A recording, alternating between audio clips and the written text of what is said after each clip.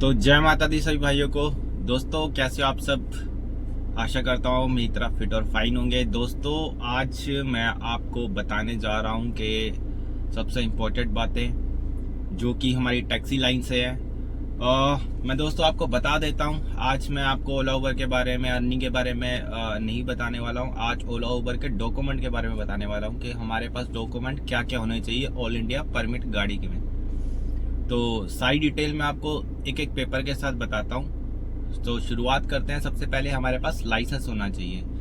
और दोस्तों जो हमारे पास प्राइवेट लाइसेंस होता है जिससे हम ओला उबर चलाते हैं, उसकी लिमिट होती है हम टाटा 407 तक चला सकते हैं। तो दूसरी बात है हमारे पास आरसी ओरिजिनल होनी चाहिए। फिर तीसरी आ जाती है दोस्तों, एक एक बात कर लेते हैं। जैसे कि मेरी गाड़ी है HR नंबर, तो HR नंबर का मैं 1 साल का टैक्स पे करता हूँ जो कि 2250 रुपये का होता है।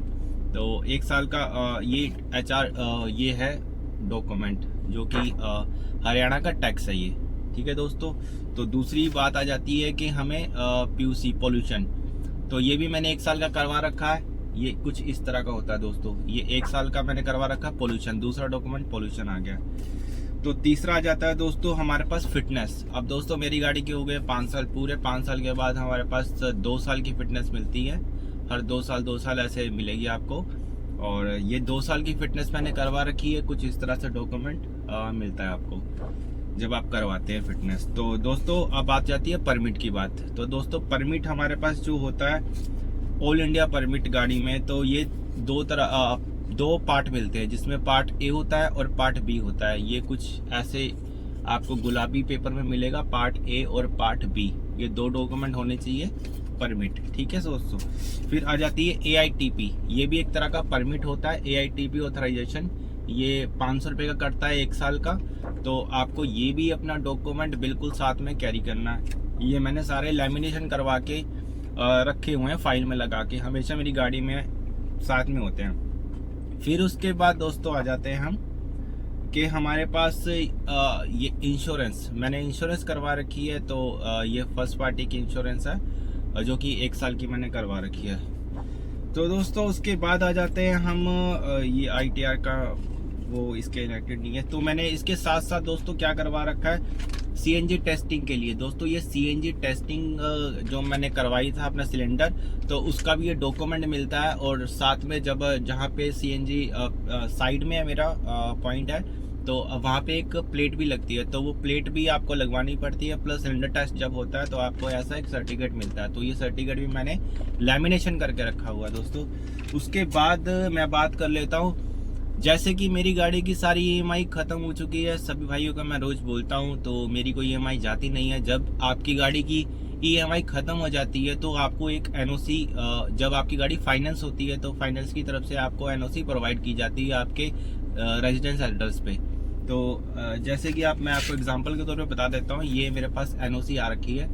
तो ये NOC काफ़ी समय से पड़ी हुई थी, तो मैं आपको एग्जाम्पल के तौर पे बता रहा हूँ। जब ये NOC आपके पास आती है दोस्तों, तो इसमें टाइम होता है, लिमिटेड टाइम होता है 60 डेज, 60 दिन का टाइम होता है आपके पास। 60 दिन के अंदर आपको ये NOC लेकर किसी, मतलब आप ब्रोकर पकड़ लीजिए, किसी भी ब्रोकर के पास जाना है जो आपकी अथॉरिटी के आसपास है, अथॉरिटी में जाना है, वहाँ पे जाके आपको ये डॉक्यूमेंट वगैरह करवाना। और जो RC में, जैसे आपको मेरी मैग्मा फाइनेंस से ये हुई थी, फाइनेंस हुई थी, तो मेरी जो उस पर मेंशन होगा मैग्मा फाइनेंस, वो मैग्मा फाइनेंस की जगह आपका नाम मेंशन हो जाएगा RC में। तो ये करवाना बहुत ज़रूरी है।